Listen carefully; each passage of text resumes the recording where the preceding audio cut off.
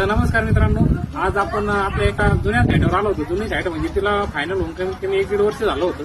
आणि सगळ्यात महत्वाचं म्हणजे आपण त्या घराला जो आयटम केला होता तो इतका मला आवडला, इतका सुंदर वाटला होता ना.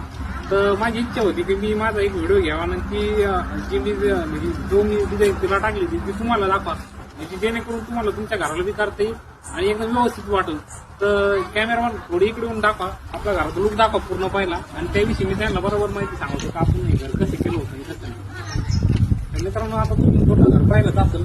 तर आता सगळ्यात महत्वाचं मी तुम्हाला म्हणजे मला जो सगळ्यात महत्वाचा मुद्दा जो आवडला होता घरामध्ये, तर तुम्ही पाहू शकता घराला याने राजमुद्रा लावली होती. तर हे जो परिवार आहे ना, पूर्ण शिवप्रेम मी परिवार म्हणून ओळखला होतो गावामध्ये.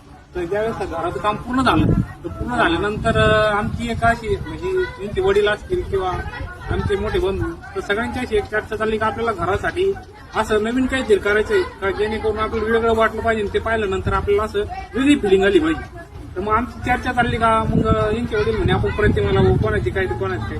मग यांचे सुट्टे ते म्हणे आपण एक काम करू म्हणे, आपण असं वेगळं केलं पाहिजे म्हणे, जेणेकरून पाहणाऱ्याला बी व्यवस्थित वाटत आणि आम्हाला पण रोज पाहिल्यानंतर अशी नवीन उत्साह निर्माण झाला पाहिजे, असं काहीतरी करायचं. तर मग असं बोलता बोलता तुम्ही आमचे मोठे बंधू होते ते सगळे होते. तर मग त्याने असं ठरवलं का बाबा आपण किल्ल्याचं काहीतरी असं किंवा शिवाजी महाराजांचं जुनी आठवण असेल तर ती आपण घराला लावली पाहिजे.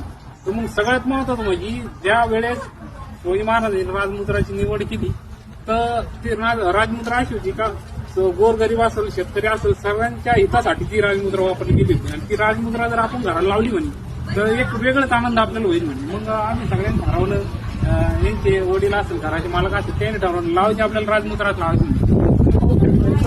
अशी भव्य आणि दिव्य राजमुद्रा यांनी लावली. तर त्याविषयी आपल्याला आता घराचे मालक आहे स्वतः आपल्या सोबत, ते सांगतील का त्यांना कसा अनुभव आला त्याच्याविषयी. तर नमस्कार भाऊ. नमस्कार.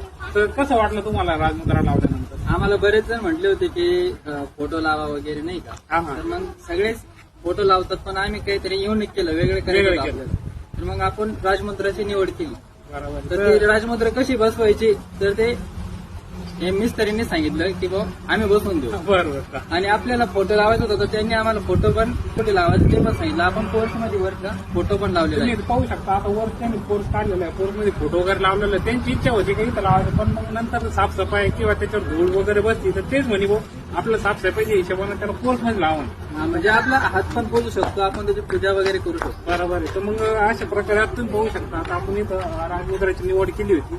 आणि सगळ्यात महत्वाचं मित्रांनो, ज्यावेळेस तुम्ही नवीन घर बांधशाल, तुमच्या घराला जर अशा प्रकारचा लुक जर आला, तर जी शिवाजी महाराजांची जी शिवमुद्रा म्हणून ओळखली जाते, राजमुद्रा पण म्हणून ओळखली जाते, असं जर युनिक जर तुमचं घर झालं ना, तर दिसायला एकदम छान आणि एकदम सुंदर वाटलं. तुम्ही आता पूर्ण घराचा लुक दाखवा, एक तिकडं होऊन पण दाखवा त्यांना कसं आहे कसं नाही.